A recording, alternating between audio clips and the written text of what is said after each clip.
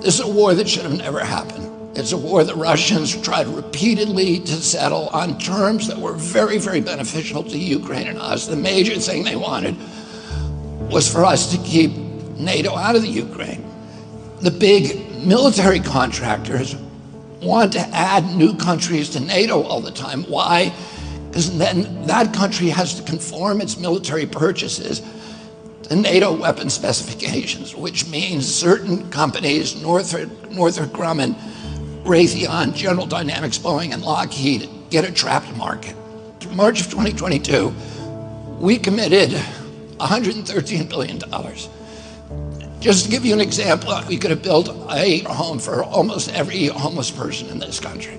We then committed another $24 billion since then, 2 months ago, and now President Biden's asking for another $60 billion.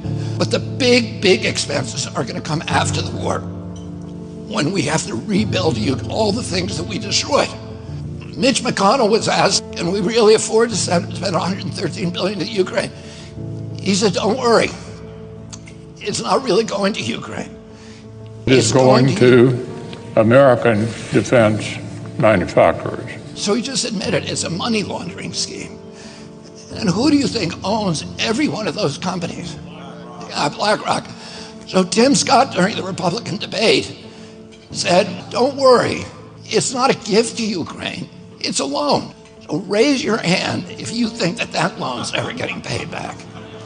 Yeah, of course it's not. So why do they call it a loan? Because if they call it a loan, they can impose loan conditions. And what are the loan conditions that we impose on? Number one, an extreme austerity program, so that if you're poor in Ukraine, you're going to be poor forever. Number two, most important, Ukraine has to put all of its government-owned assets up for sale to multinational corporations, including all of its agricultural land, the biggest single asset in Europe.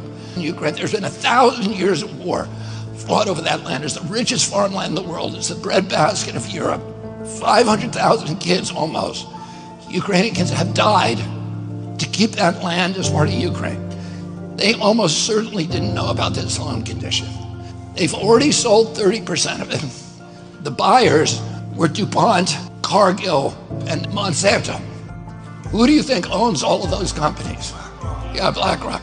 And then in December, President Biden gave out the contract to rebuild Ukraine. And who do you think got that contract? BlackRock. So they're doing this right in front of us. They don't even care that we know anymore, because they know that they can get away with it. And how do they know that? Because they have a strategy.